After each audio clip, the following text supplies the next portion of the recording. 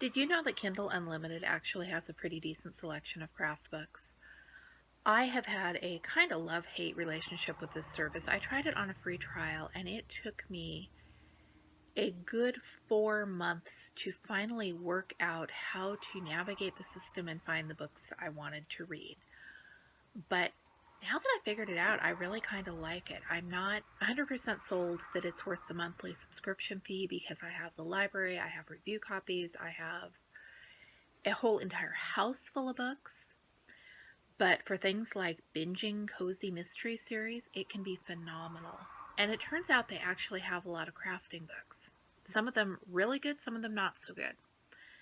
So I'm going to share with you what I have found this week and browse through.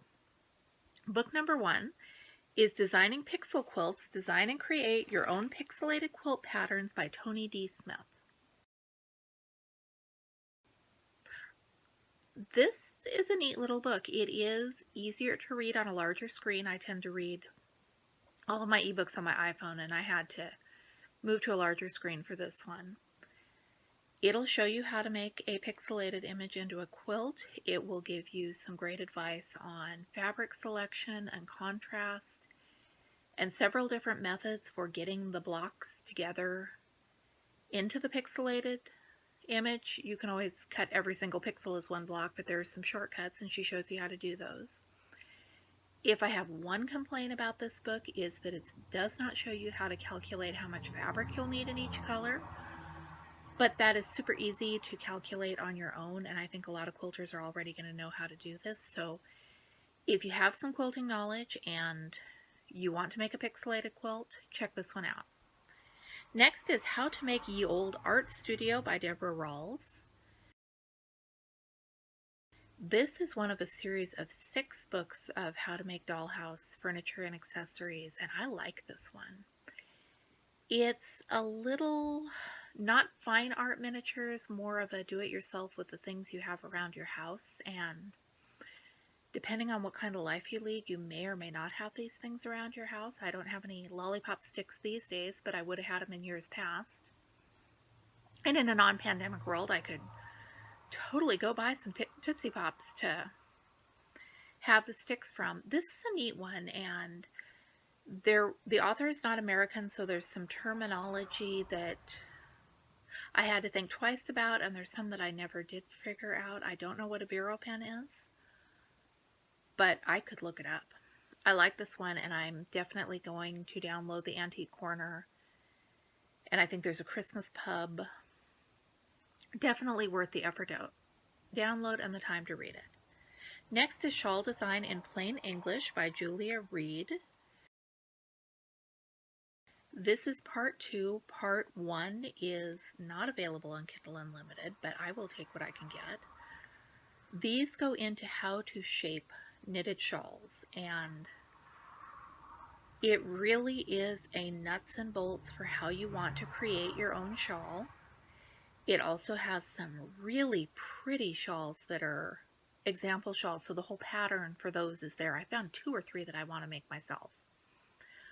Absolutely recommend this one. It is definitely a real book, not something that somebody threw together just to publish on Kindle. And when we get our library back, I'll be looking for the earlier editions of this so I can see what was in part 1. She had shawl shapes that I've been knitting shawls for like 15 plus years, and I had no idea. There are so many different shapes to make shawls in. Next is Count a Cross Stitch, Making Cookies by Serenity Stitchworks. It's a pattern. I love this one. I can see myself stitching this one. I just don't know if I have a hunk of Aida the right size and if I've got the right colors. It is 147 by 216 stitches, 66 colors of DMC. And there's not much to say about it aside from, oh my gosh, look at how cute that is. Same publisher also has several other designs, and there are other publishers with other count across stitch designs. This one, I've looked through it and I've got confidence that it's a real pattern that you could stitch. Last one from this week's haul is Antique Charted Needlework Designs by Beth Edwards. There's a little more to that title, but there is absolutely no way I'm going to be able to pronounce it without butchering it. This is not a pattern book. There are elements from samplers or historical needlework, and it looks like they overlaid the stitching onto a grid, so there are no patterns here. They're pretending they're patterns, maybe. There are no thread colors, there is no commentary, there is nothing but pictures. So if you want to download a quick little bit of eye candy, there's some really pretty things in there, but I wouldn't go out of my way for this one. Now, Kindle Unlimited, I don't fully understand how it works. I know from some of my author friends that they put books on Kindle Unlimited and take them off as part of their sales strategy. So these books are on Kindle Unlimited as of today, April 13th, 2020. They may not be there forever, so look and check and make sure they're there. I'll put links to everything in the description down below. I am going to, you can only have 10 books downloaded to your device at a time, so I'm going to go for Kindle Unlimited subscriptions. You can have literally thousands of books downloaded, and I do on all my devices, but Kindle Unlimited restricts you to 10 at a time. I'm going to return these and see what there is to find, and there will probably be a part 2 of this video.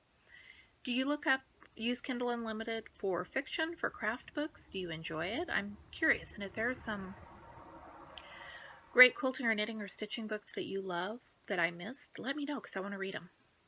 We all have time right now. Thank you so much for watching. I am Michelle with Michelle's Romantic Tangle, and I'll be back with you again with more videos soon.